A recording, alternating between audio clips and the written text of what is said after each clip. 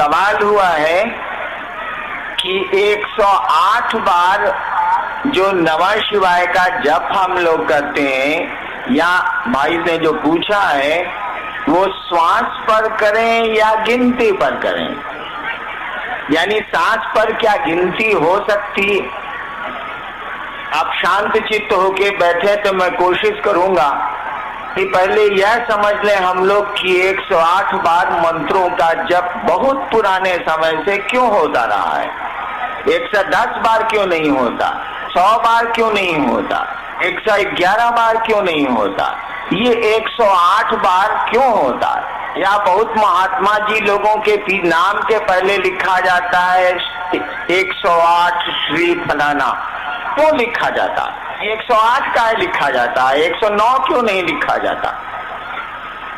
देखिए, हमारा देश आध्यात्म की दुनिया में विश्व का मार्गदर्शक रहा है। दुनिया इसके सामने झुकती रही है।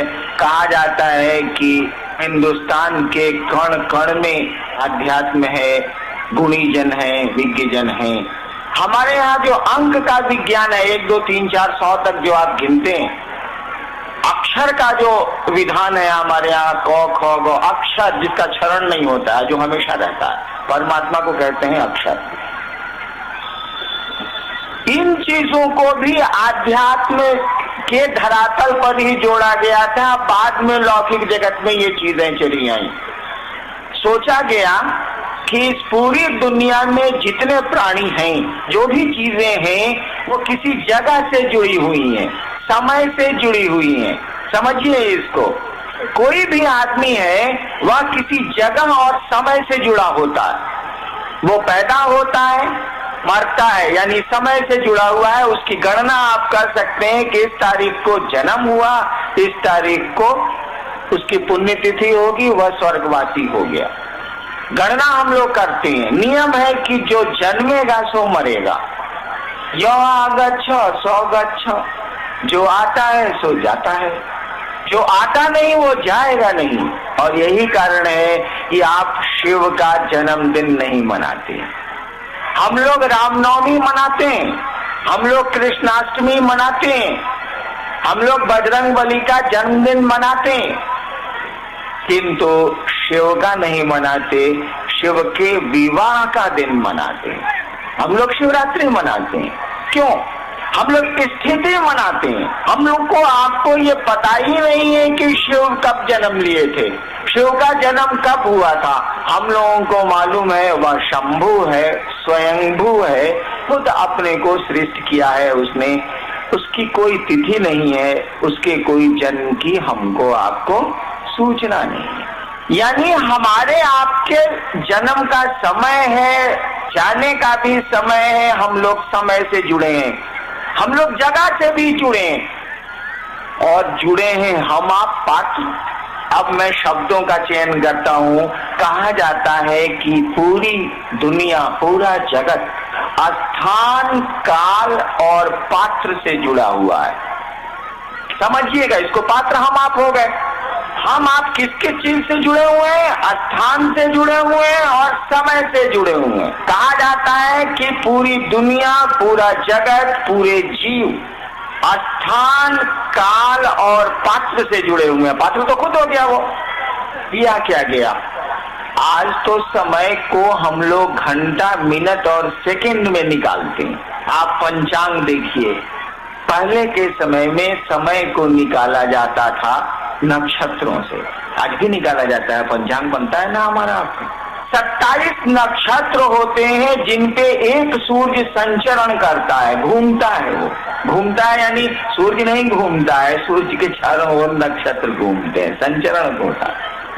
यानी समय की गणना हमारे भारतवर्ष में शुरू हुई थी नक्षत्रों से। कहा जाता है 27 नक्षत्र हैं, फिर वही घंटा घड़ी सब शुरू होता है। स्थान को कैसे आप पता लगाएंगे, कौन सी जगह में कौन सा मकान बनाए। हम लोग जब एसडीओ का इजलास करते थे या मजिस्ट्रेट थे, वकील साहब बहस करते थे, हुजूर ये जो घर है उसके पूरब में ये है, पश्चिम में ये है, उत्तर में ये है, दक्षिण में ये है, इसी जगह पे झंझट हो रहा है हुजूर वहां पर। यहीं पर 144 लगाया जाए या 107 लगाया जाए या मुकदमे होते जाए। यानी किसी जगह को निर्धारित करने के लिए आप चौहद्दी का प्रयोग करते हैं, 4 दिशाओं का प्रयोग करते हैं। दिशाएं तो 10 हो जाएंगी, लेकिन 4 मूल दिशाएं हैं, उन दिशाओं के बीच के कोण से दिशाएं 10 हो जाती हैं, लेकिन मूल दिशाएं 4 ही हैं, पूरब, पश्चिम, उत्तर, दक्षिण। न्यूज भी इसी से बना है, north, east, west, south. News जो आप कहते हैं, न्यूज पढ़िए, वो क्या है? North, east, west, south. अब समझिए इसको। समय को 27 नक्षत्रों में बांटा गया। 27 नक्षत्रों से समय की गणना होती है। स्थान को 4 दिशाओं में हम लोग इंगित करते हैं। स्थान के लिए 4 अंक ले लिए गए। समय के लिए 27 नक्षत्रों के 27 अंक ले लिए गए। दिशा के लिए 4 दिशाओं के लिए 4 अंक ले लिए गए। 27 हुआ आपका समय, 4 हुआ आपकी दिशाएं, ही आपकी दिशाएं। मंत्र का जप कौन करेगा? हम आप करेंगे नमः शिवाय, हम आप करेंगे राम रामायण नमः, हम आप करेंगे जो भी मंत्र हो। यानी पात्र तो हम हैं, हम बने हैं समय से, हम बने हैं स्थान से। आप लोगों ने बहुत देखा होगा, हमने भी देखा है, नौकरी ही मैं स्टेट की करता हूं। मोटरसाइकिल से 2 आदमी जा रहा, आगे वाला बिल्कुल बच गया, पीछे वाला वहीं मर गया दुर्घटना में। अगर इसमें से समय को चेंज कर दीजिए या जगह को चेंज कर दीजिए, मौत नहीं आएगी। या पात्र को बदल दीजिए, आसान नहीं है, नहीं बदला जा सकता। अगर मोहन नाम के आदमी को 10 बजे किसी एक स्थान पर, नाम मैं क्यों लूं, किसी एक स्थान पर दुर्घटनाग्रस्त होना है, तो मोहन के बदले 10 बजे सोहन को भेज दीजिए, दुर्घटना नहीं होगी। मोहन को उस समय उस स्थान से हटा के बक्सर भेज दीजिए, दुर्घटना नहीं होगी। यानी स्थान को, पात्र को, समय को, किसी को बदल अगर आप सकते हैं तो दुर्घटनाएं रोकी जा सकती हैं, सुघटनाएं रोकी जा सकती हैं, अच्छी बातों को भी रोका जा सकता है।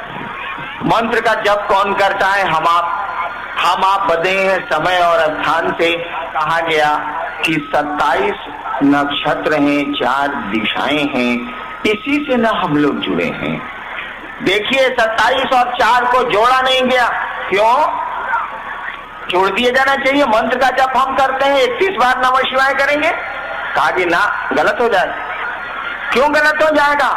हमारा कर्मफल केवल हमसे नहीं जुड़ा है, हमारा कर्मफल आपसे भी जुड़ा है। मैं अभी मर जाऊं तो कौन प्रभावित होगा? मेरी पत्नी, मेरे बच्चे, जीना, आप भी प्रभावित होंगे। अरे बड़े गुरु भाई का आज डेथ हो गया, यानी देखिए कर्म, मरा तो मैं हूं, सीधा प्रभाव दूसरों पर पड़ेगा, लेकिन आप भी प्रभावित होंगे। जो मुझसे जुड़े हैं वो भी प्रभावित होंगे, जो मुझको जानते हैं और विरोध में हैं वो भी प्रभावित होंगे, वो प्रसन्न होंगे। यानी आदमी का कर्मफल अकेला नहीं चलता है। आप बीमार पड़ेंगे तो आपकी पत्नी परेशान होंगी, मित्र परेशान होंगे, बच्चे परेशान होंगे। यानी किया कर्म हमने और भोगेंगे बहुत लोग। शिव चर्चाएं मैं करता हूँ, शिव गुरु की बात मैं करता हूँ, और मेरे साथ कितने लोग सम्मान पाते हैं, आप भी पाते हैं। कर्म मैंने किया है, भोग तो आप हम रहे हैं, बहुत सारे लोग भोगते हैं। कहा गया कर्म फल गुणात्मक होता है, जोगात्मक नहीं होता है। यह 4 और 4 का जोड़ नहीं है, यह 4 और 4 का गुना है। 4 4 को जोड़िएगा तो 8 होगा। कहा गया कि नहीं, कर्म फल गुणात्मक होता है, ये साला 4 चौके 16 होता है, 8 नहीं होता है। कहा गया 27 को 4 से जोड़ो मत, समय को स्थान से जोड़ो मत, साले को गुणा करो, 27 चौके होला 108। कहा गया कि पात्र यानी जप करता, यानी मंत्र का जप करने वाला, जब मंत्रों का जप 108 बार करेगा तो वह अपने स्थान और समय जिससे वो बंधा है उसको प्रभावित करेगा। अपने मंत्र क्या है? मंत्रों का जप क्या है? हर एक मंत्र किसी न किसी देवता से जुड़ा होता है। कहा जाता है कि देवता, हर एक देवता का एक मंत्र होता है, हर एक मंत्र का एक देवता होता है। उन मंत्रों के माध्यम से आप मंत्र के देवता से संपर्क करते हैं। आप नमः शिवाय से शिव को प्रणाम करके उस मंत्र के देवता शिव से संपर्क करते हैं। काहे के लिए? कल रात में मैंने इसकी व्याख्या की। हम आप संपर्क करना चाहते हैं धरती के सुख के लिए, सुविधाओं के लिए, सम्मान के लिए, अपने कष्टों की से अपने को बचाने के लिए, उसकी निवृत्ति के लिए। हम अपना भला चाहते हैं। हो सकता है हम अपना भी चाहें, दूसरों का भी भला चाहें, लेकिन प्रथमतः तो हम जीव भाव में हैं, तो अपना भला चाहते हैं। उन मंत्रों के माध्यम से जब आपका देवता आपके संपर्क में आता है तो आपके मनोभाव के अनुरूप परिणाम आने लगते हैं। समय और स्थान को आपने प्रभावित किया है, आपका मनोभाव है सुख संपत्ति सुविधाओं की ओर। सुख संपत्ति सुविधाएं उस देवता के माध्यम से आने लगती हैं। समय कमजोर होता है, जगह कमजोर होती है, पात्र में वह देवता अपनी शक्ति को उतारने लगता है। ये इसका विज्ञान। कल रात में मैंने आपको क्या कहा था कि आदमी कोई भी काम करता है तो उसके दो उद्देश्य होते हैं अमूमन, एक लौकिक एक पारलौकिक। कल मैंने उदाहरण भी गौतम बुद्ध का दिया था।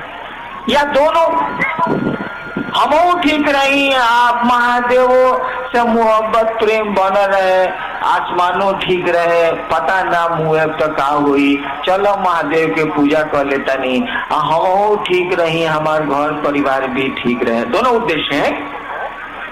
साधुओं का हो सकता है केवल पारलौकिक उद्देश्य हो, यानी दो उद्देश्य होते हैं या दोनों के मिले जुले उद्देश्य होते हैं। कोई हम आप काम करते हैं, मंत्र भी इसी के प्रयोजन से आपको हमको मिले, मंत्र भी इसी प्रयोजन से ऋषियों को मिले।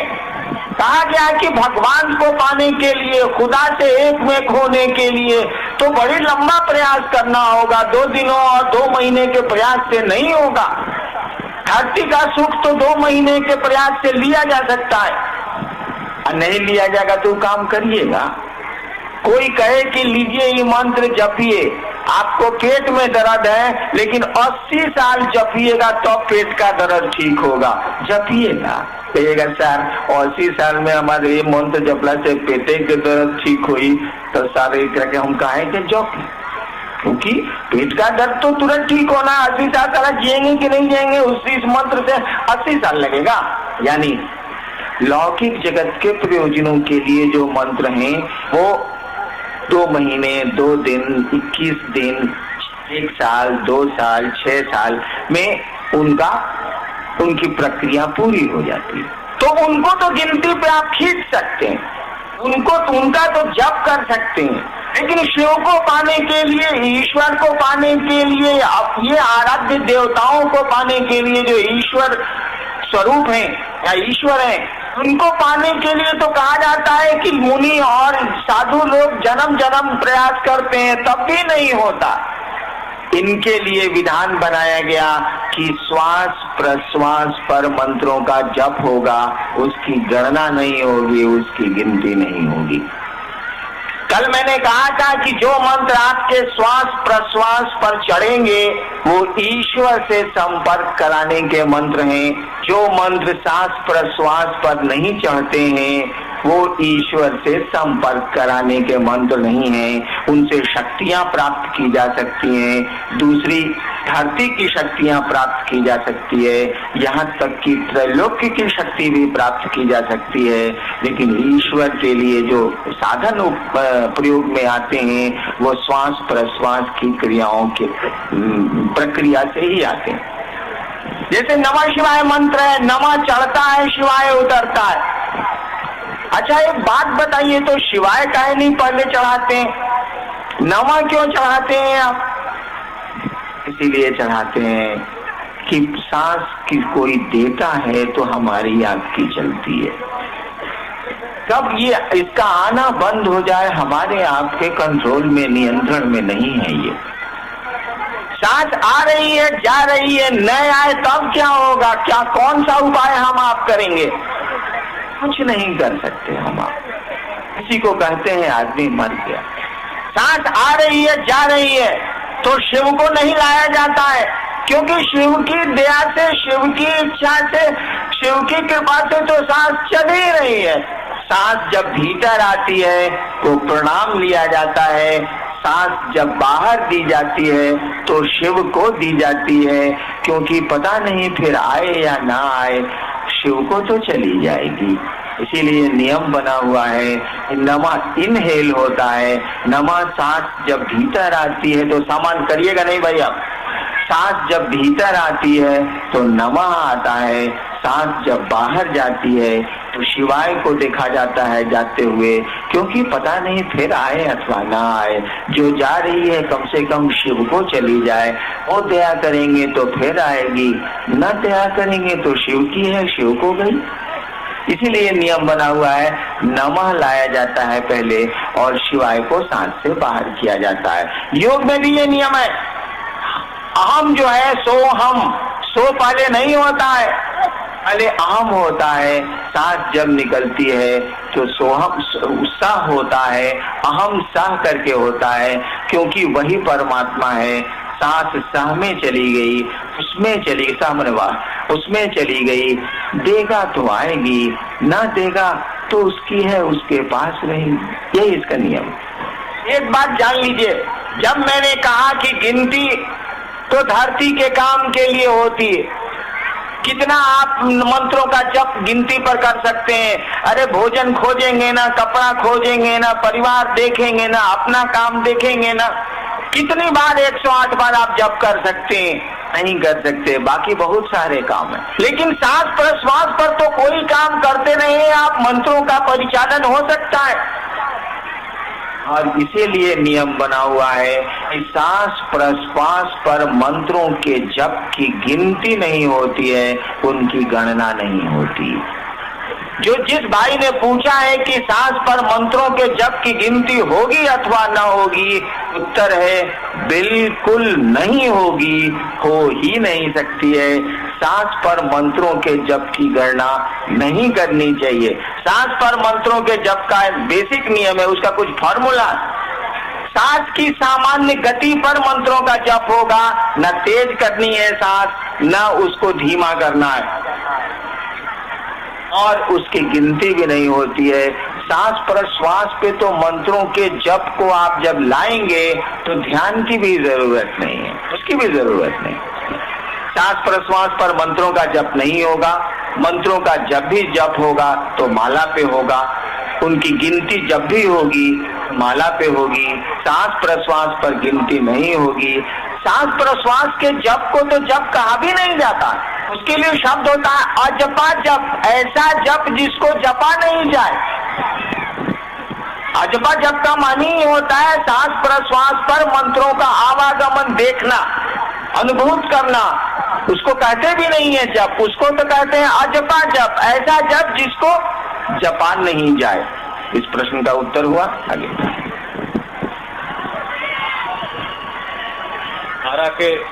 आरा के गुरु भाई उमेश सिंह जी ने पूछा है कि शाम की परिचर्चा में कहा गया कि हम शिव के अंश नहीं बल्कि स्वयं शिव हैं, तो वो गुरु शिव कौन है?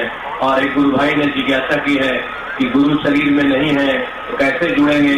दूसरे गुरु भाई ने कहा है, प्रवीण कुमार झा जी ने, न अभी तक आपको जाना न समझ पाया, आपको कैसे पहचानेंगे समझेंगे?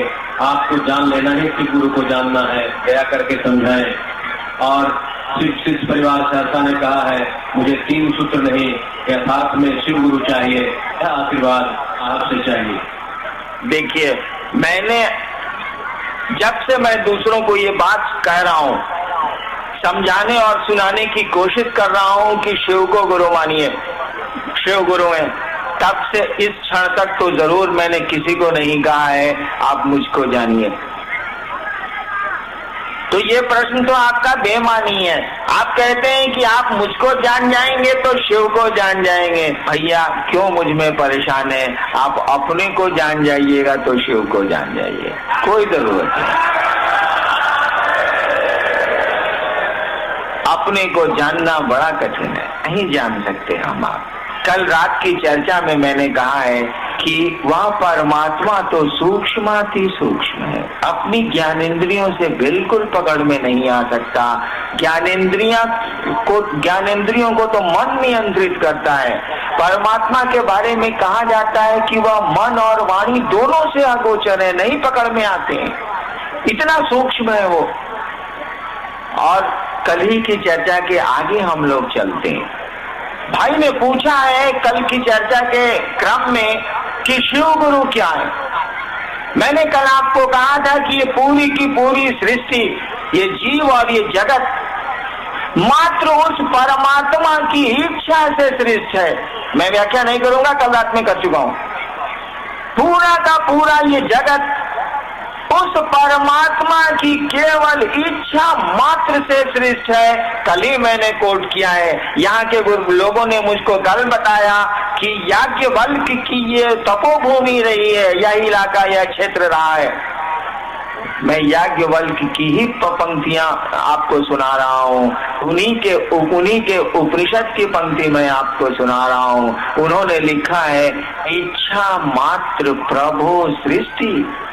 ये जो सृष्टि है उस प्रभु की इच्छा मात्र है। कल ही मैंने समझाया, इसकी व्याख्या भी की है इसी पंडाल से, का उदाहरण दिया था मैंने। यानी वही परमात्मा अपने को सृष्ट करके एको आम बहुश्याम हो गया है, एक बहुत हो गया है, जीव और जगत के रूप में फैल गया है। और इसीलिए कहा जाता है ईश्वर तो कण कण में बसा है, क्योंकि उसी के चिंतन का प्रतिफल है ये संसार, जीव और जगत। उसी के चिंतन। महिलाएं जरा शांत चित्त होकर बैठे, बच्चों को शांत करें, सुने। मेरा नहीं है ये भाईजान, उस परमात्मा की इच्छा से ये जगत सृष्ट है। यानी इस जगत में उस परमात्मा के बाहर कुछ है ही नहीं, कुछ हो ही नहीं सकता है, सब कुछ वही है। और कल मैंने कहा है कि वह सूक्ष्माति सूक्ष्म सत्ता जब अपने को फैला रही है, तो अब तो जब भी फैलाएगी तो स्थूल में फैलाएगी। कल हमने कहा था कि गाछ के फुनगी पर केहू वो पहुंच गई बा, और घसके के चाहता, चले के चाहता, तो ऊपर कहाँ जाई? तो फुनगिए पर बा, ससुरा के नीचे उतरे के पड़ी। कोई उपाय उसके पास नहीं, क्योंकि वह तो उत्तुंग शिखर पर पहुंच चुका है, फुनगी पर पहुंचल बाबू, अब कहने जाइए उतर पे कोई चले के चाहिए तो उतरी, कोनो उपाय कर नहीं। वह परमात्मा जब अपने को संसार और जीव में फैलाना चाहेगा तो स्थूल ही की ओर ही चल सकता है, क्योंकि वह खुद ही सूक्ष्माति सूक्ष्म है। उससे सूक्ष्म तो कुछ होता ही नहीं है, तो सृष्टि कैसे करेगा वो? यानी जगत बन गया, जीव बन गया, हम लोग स्थूल हो गए, दिखने लगे, दिखते हैं। परमात्मा सूक्ष्माति सूक्ष्म है, मन से भी पकड़ में नहीं आता है। अब देखिए, जैसे इंसान बना, जैसे हम आप बने, हमारी आपकी क्या स्थिति है? हम समझते हैं कि हम चाहते हैं इसीलिए ऐसा होता है। हम समझते हैं कि हमने शिव गुरु की बात शुरू की तो इतने लोगों ने शिव को अपना गुरु माना। आप सोचिए तो जरा, ये हम कितनी देर तक हमारे साथ रहेगा? एक दिन हमारा सब कुछ यहीं रह जाएगा और हम आप ना रहेंगे, हमारे पूर्वज नहीं रहे हैं, चले गए वो। यानी उस दिन तो समझ में आए कि बात की आए थे दूसरे की इच्छा से, अब अपनी इच्छा से नहीं रह रहे हैं, जाना पड़ रहा है और चले। देर हो चुकी होती है, चला चली का बेला है, कहाँ वक्त मिलता है यह सोचने का कि कोई ले जा रहा है, समझ नहीं पाए कि किसी दूसरे की पकड़ हम पर आप पर है, नहीं समझ पाए। कहने का अर्थ हुआ कि वह परमात्मा जिसने जगत को सृष्टि किया है, हमारे आपके रूप में भी एक छोटा परमात्मा सृष्टि करता है। कल मैंने कहा है कि परमात्मा ने जितना कुछ बनाया है, इंसान ने भी कम नहीं बनाया। जिस तरह से परमात्मा सृष्टि करता है, रखता है और पल प्रतिपल ये सृष्टि टूट रही है, जिस तरह उसकी इच्छा मात्र से सृष्टि की उत्पत्ति, स्थिति और लय का क्रम पल प्रतिपल चल रहा है, हमारी इच्छा से भी ये माइक बना है, ये शामियाना बना है, ये कपड़े बने हैं। जब तक चाहेंगे रखेंगे, जब मन करेगा हटा के तोड़ देंगे। देखिए, हम लोग भी छोटे मोटे परमात्मा के रूप में काम करते हैं। जाने को जाएंगे, लेकिन जब तक रहेंगे तब तक समझते हैं हम जे चाहे से करे, हम जे चाहिला से होला। ऐसे लोग नहीं हैं क्या? है, खूब है। हमारा आपका कर्ता मन नहीं समझता है कि ये कर्ता कर्म है, कर्ता तो कोई दूसरा कोई है। जिस दिन जाना होता है उस दिन, उस समय एक क्षण को समझ में आता है कि सब बेटा मेहरारू संपत्ति रहते चाहते कि रोही नहीं रहना पड़ता है, यहाँ से हम आप चले जाते हैं। यानी वह परमात्मा जो मूल करता है, कर्ता मन जो कर्म करेला, वह परमात्मा जो मूल करता है, इंसान के रूप में भी वह कर्ता के रूप में आता है। पेड़ के बीए से एक नया पेड़ निकला है, उसका अपना अलग अस्तित्व बनता है। लेकिन जब हम आप हारते हैं, जब जीवन का अंतिम क्षण आता है, या जब हम आप कोशिश करके थक हार जाते हैं, जब डॉक्टर्स ये कह देते हैं कि इनको ले जाइए घर, अब इनका इलाज संभव नहीं है, तो हमारा मन ये सोचने लगता है कि केने गेलथिन महादेव, केने गेलथिन भगवान, अगर मदद कर देते तो शायद मेरा जीवन बच जाता। यानी उस समय आपकी फुटानी, हमारी फुटानी खत्म हो जाती। हम किसी दूसरे के सहारे चले जाते हैं, सोचते हैं कि अब दुनिया के लोग मुझको नहीं बचा सकते। हमारी लाख कोशिशों के बाद भी जब हम कुछ अपने मन के अनुकूल नहीं कर पाते हैं, तब मेरा मन, आपका मन हारने लगता है, सोचता है कि कोई मदद कर देता। और जब दुनिया कहती है कि हम मदद की स्थिति में आपके नहीं हैं, नहीं कर सकते, सामर्थ्य नहीं है हमारे आपके पास, तब हम क्या करते हैं? ईश्वर को ढूंढते हैं, ईश्वर की ओर, उनसे प्रार्थना की स्थिति में आते हैं।